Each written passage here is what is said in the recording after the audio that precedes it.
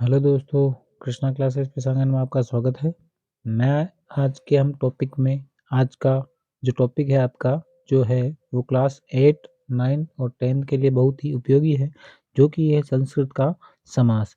तो इस टॉपिक में आज हम पढ़ेंगे कि समास क्या कहलाते हैं, समास से कौन-कौन से भेद होते हैं और उनमें से हम जो 3 समास हैं उनको करेंगे और अगले वीडियो में जो बाकी आपके 6 समास जो है उनमें से 3 मैं इस वीडियो में आपको करवाऊँगा और बाकी जो 3 समास है, वो मैं आपको अगले वीडियो में अपलोड कर दूँगा। तो देखते हैं, आइए अब इस वीडियो के साथ जुड़े रहें और देखते हैं कि जो समास है, पहले अपन पढ़ेंगे कि जो समास होता क्या है? तो समास में सम उपसर्ग पूर्वक आस धातु और घीय प्रत्यय, ठीक है? इसमें आपका सम उपसर्ग पूर्वक आस धातु में घीय प्रत्यय, जो ग है इसके ऊपर जो अनुस्वार लगा है वो आपका है ईय का, ठीक है।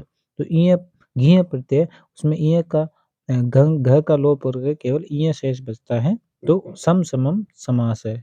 तो इसमें इसका अर्थ होता है सम समम समास है, यानी कि संक्षेप में लिखना, ठीक है। संक्षेप में यानी कि कई शब्दों को या कई पदों को हम आस का मतलब यहाँ पे जो आस धातु है इसका अर्थ होता है बैठना, ठीक है।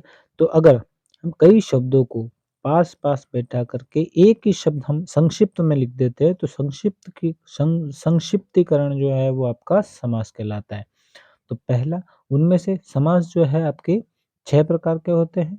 उसमें से आपका है अव्ययीभाव समास, कर्मधारय समास, द्विगु समास, द्वंद्व समास, बहुव्रीहि समास और तत्पुरुष समास। इनमें से मैं आपको कुछ 3 टॉपिक जो 3 आपके समास है वो मैं आपको इस वीडियो में करवाऊँगा और अगले वीडियो में हम बाकी 3 समास करेंगे। तो वीडियो में आप बने रहें। पहला अपन स्टार्ट करते हैं। आपका पहला जो समास है वो है अव्ययी भाव समास। अव्ययी भाव समास जो होता है उसमें पूर्व पद आपका प्रधान होता है, ठीक है? और प्रथम शब्द इसमें आपका जो पूर्व पद और उत्तर पद, ठीक है? तो आपका जो प्रथम शब्द होगा, यानी कि 2 शब्द होंगे तो उसमें आपका प्रथम शब्द जो होगा वो आपका अव्यय होगा और दूसरा शब्द आपका संज्ञा का होगा। और जब हम समस्त पद बनाएँगे, समस्त पद यानी कि समासिक पद, समस्त पद जो है वो आपका हमेशा नपुंसक लिंग में होगा, जब हम इसको विग्रह करेंगे। यानी कि जब इसको हम तोड़ेंगे, तो आपका जो होगा वो ज़्यादातर षष्ठी विभक्ति में होगा। अब षष्ठी विभक्ति में आपका एकवचन भी हो सकता है या फिर बहुवचन होगा। ठीक है दोस्तों? अपन पढ़ते हैं। इसको अपन कुछ उदाहरण से समझते हैं। ठीक है? जैसे यहाँ लिखा है मैंने उपसमीपम, ठीक है? अब उपसमीप नहीं, यहाँ जो ये आपका उपसर्ग है, ठीक है? उपसर्ग है। उपसर्ग का आपका अर्थ होता है समीपम, ठीक है? अब जैसे हम अगर इसमें कृष्णम में अगर हमने उपसर्ग लगा हुआ है और कृष्ण आपका संज्ञा शब्द है, तो उपकृष्णम, ठीक है? अब मैंने क्या कहा था आपको कि हलंत शब्द होगा, यानी कि आपका जो शब्द जो होगा उसमें आपको नपुंसकलिंग शब्द मिलेगा, यानी कि आपको में आपको हलंत मिलेगा, नपुंसकलिंग शब्द को मिलेंगे अव्ययी भाव समास में, ठीक है? और उसमें आगे उपसर्ग जुड़ा हुआ होगा, तो उपसर्ग आपका है उप और जिसका अर्थ होता है समीपम, ठीक है? तो उपकृष्णम। तो अब मैंने क्या कहा कि इसका जो होगा वो षष्ठी विभक्ति या एकवचन में होगा या फिर बहुवचन में होगा। तो यहाँ पे देखना उपकृष्णम, ठीक है? कृष्णस्य समीपम इति, ठीक है? यानी कृष्ण के समीप, ठीक है? पास, ठीक है? उपरामम यानी रामस्य समीपम, उपनद्यम, ठीक है? अब आपको पता है राम और कृष्ण, ठीक है? पुल्लिंग है और यहाँ पे नदी जो शब्द है वो स्त्रीलिंग है, इसलिए मैंने यहाँ पे षष्ठी विभक्ति में नद्याया लिखा है, नद्याया समीपम इति, लेकिन नदी के पास षष्ठी विभक्ति का प्रयोग होगा। अब यहाँ पे आपका एक उपसर्ग होता है अनुउपसर्ग। अनुउपसर्ग में किस प्रकार से हम समास का प्रयोग करेंगे? अव्ययीभाव अनुउपसर्ग का अर्थ होता है योग्यम या फिर पश्चात, ठीक है? अब इसमें हम अनु का अर्थ होता है तो अनुरूपम, ठीक है? अनु का अर्थ क्या किया था हमने? योग्यम बताया था, ठीक है? अब रूप में रूपस्य जो आपका संज्ञा शब्द है वो पहला आएगा और जो आपका उपसर्ग का जो अर्थ है वो आपका बाद में आएगा। जैसे रूपस्य समीपम, ठीक है? रूप आपका पहला आएगा, संज्ञा शब्द उसमें पहला हो जाएगा और संज्ञा शब्द में आपकी विभक्ति लग जाएगी और जो आपका उपसर्ग होगा उसका आपको अर्थ लिखना है, ठीक है? तो जैसे रूपस्य योग्यम, ठीक है? रूप के योग्य। अनुगुणम, ठीक है? गुण आपका क्या है? नपुंसकलिंग है, लेकिन, यहाँ पे गुण आपको पता है कि गुण किसी भी व्यक्ति में अगर गुण हो गए तो एक गुण नहीं होगा, उसमें सारे अनेक गुण होंगे, ठीक है? इसलिए वे बहुवचन का प्रयोग होगा, ठीक है? तो इसमें अगर संज्ञा शब्द इसमें हमने बहुवचन लगा दिया तो ये हो गया आपका गुणानाम, ठीक है? और अनु का अर्थ होता है योग्यम, तो गुणानाम योग्यम। प्रति अब प्रति जो उपसर्ग है इसमें आपको कुछ नहीं करना है, केवल मूल शब्द जो होगा उसका आपको द्वित्व करना है। द्वित्व का मतलब आपको 2 शब्द बना देना है। जो मूल शब्द होगा आपको उसके 2 शब्द बना देने हैं। जैसे प्रति उपसर्ग लगा हुआ है, ठीक है? अब इसमें जो दिन जो शब्द है मैंने कहा था मूल शब्द होगा, मूल शब्द में प्रति उपसर्ग लगा, दिन इसमें मूल शब्द है, तो इस मूल शब्द का आपको द्वित्व कर दो यानी कि 2 बार लिख दो। जैसे दिनम दिनम प्रति, ठीक है? अब प्रति ग्रामम में तो ये ग्रामम ग्रामम प्रति, ठीक है? अब इसका मूल शब्द है जैसे अब यहाँ पे ये वर्षम प्रति वर्षम, ठीक है? मूल शब्द क्या है? वर्ष, ठीक है? तो वर्षम वर्षम प्रति, ठीक है? आपको कुछ नहीं करना है इसमें प्रति उपसर्ग में आपको मूल शब्द का द्वित्व कर दो यानी कि 2 कर दो। जैसे निर का अर्थ होता है आपका अभाव, ठीक है? निर का अर्थ होता है अभाव, ठीक है? यानी कि इसका जो विग्रह होगा वो षष्ठी विभक्ति के बहुवचन में होगा निर उपसर्ग में, ठीक है? जैसे ये निर्मक्षिकम, ठीक है? मक्षिका जो शब्द है उसमें षष्ठी विभक्ति लगी है, ठीक है? उसका बहुवचन में होगा तो मक्षिकाणाम अभाव यानी मक्षियों का अभाव। निर्जनम, ठीक है? तो जनानाम अभाव यानी कि षष्ठी विभक्ति का बहुवचन हो जाएगा आपका जन्म का जनानाम अभाव, ठीक है? जैसे निर्जलम तो आपका हो जाएगा ये जलानाम अभाव है, ठीक है? निर्जलम अभाव यानी कि जलानाम अभाव। यथा उपसर्ग जो है आपका यथा उपसर्ग, ठीक है? अब यथा का अर्थ होता है आपका हिंदी के अनुसार अगर हम बात करें तो यथा का अर्थ होता है के अनुसार या फिर, ठीक है? जैसे इसका हम यथा जो संस्कृत में लिखते हैं अपन अनतिक्रम्य, ठीक है? हिंदी में जो इसका अर्थ होता है वो होता है के अनुसार, ठीक है? जैसे यथाशक्तिम, ठीक है? तो शक्तिम जो शब्द है उसमें आपको अनति शक्तिम अनतिक्रम्य, ठीक है? यथा रीतिम, ठीक है? तो रीतिम यानी कि रीति के अनुसार, शक्तिम यथाशक्तिम यानी कि शक्ति के अनुसार, ठीक है? यथाशक्तिम यानी कि रीति के अनुसार, ठीक है?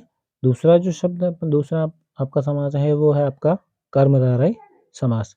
कर्मधारय समास, कर्मधारय समास में आपका क्या होता है कि कर्मधारय जो समास होता है उसमें आपका क्या होता है कि इसमें आपको विशेषता बताई जाती है यानी कि आपको कैसा लगा करके देखना है। मैंने आपको बताया था तो आपका जो पहला शब्द होगा आपका वो विशेषण होगा और दूसरा शब्द आपका विशेष होगा यानी कि दूसरे शब्द की जो पहला शब्द होगा आपका वो विशेषता बताएगा, ठीक है? कृष्ण सर्प है, ठीक है? कृष्ण सर्प है, ठीक है? कृष्ण च असौ सर्प है, ठीक है? यानी कि ये जो सर्प जो है वो कैसा है? कृष्ण के समान यानी कि काला है, ठीक है? ये इसकी सर्प की जो विशेषता बता रहा है कि ये कृष्ण जो है कृष्ण सर्प यानी कि सर्प जो है वो कृष्ण के समान है, ठीक है? यानी कि काला है। प्राज्ञ छात्र है, ठीक है? प्राज्ञ का मतलब होता है बुद्धिमान, ठीक है? छात्र, छात्र जो है वो प्राज्ञ च असौ छात्र है, ठीक है? छात्र जो है वो कैसा है? प्राज्ञ, प्राज्ञ यानी कि बुद्धिमान है, ठीक है? वीर पुरुष है, ठीक है? वीर च असौ पुरुष है, यानी कि पुरुष जो है वो कैसा है? वीर है, ठीक है? यानी कि ये पहला जो पद है, जो वो आपकी उसके दूसरे पद की विशेषता बता रहा है। सॉरी ये दूसरा जो पद है वो इस पहले पद की विशेषता बता रहा है, यानी दूसरे पद की विशेषता बता रहा है। जैसे पुरुष जो है वो कैसा है? वीर है। छात्र जो कैसा है? प्राज्ञ यानी बुद्धिमान। सर्प जो कैसा है? वो कृष्ण है, ठीक है?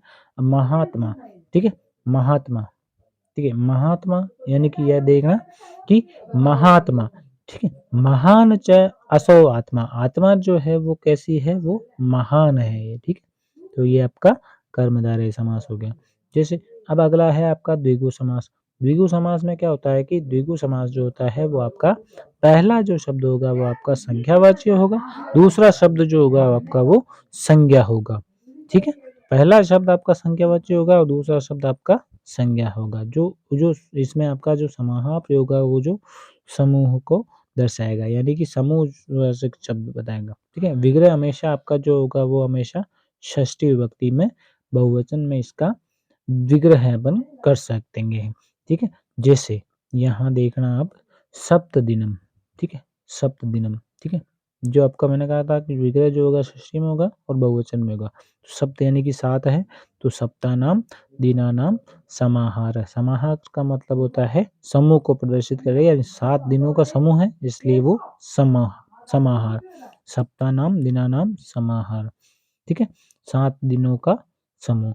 पंचवटी, ठीक है? पंच में ये देखो पंचानाम वटानाम समाहार, यानी कि 5 वटों का समूह। त्रिलोकी, ठीक? त्रयाणाम लोकानाम समाहार, यानी 3 लोकों का समूह, ठीक है? सप्तपदी, ठीक है? सप्तानाम पदानाम समाहार, यानी कि 7 पदों का समूह, ठीक है? अष्टाध्यायी, ठीक है? अष्टानाम अध्यायानाम समाहार, यानी कि 8 अध्यायों का एक समूह, ठीक है? समूह को प्रदर्शित करेगा ये शब्द सारे। समाहार का आपको प्रयोग करना है आपको, ठीक है? तो इसीलिए ये आपका जो द्विगु समास जो होगा वो आपको समूह का प्रयोग करवाएगा। इसमें पहला पद आपको हमेशा संख्यावाची शब्द दिखेगा, ठीक है दोस्तों? तो अगर वीडियो आपको पसंद आई हो तो इस वीडियो को लाइक और सब्सक्राइब ज़रूर करें। तो अगले जो जल्द ही मैं आपको जो बाकी आपको जो 3 समास बच रहे हैं, जैसे आपका एक चौथा है आपका, जैसे आपके 3 समास बच रहे हैं जो बहुत कल या परसों में आपका जो जल्द ही वीडियो में अपलोड हो जाएगी।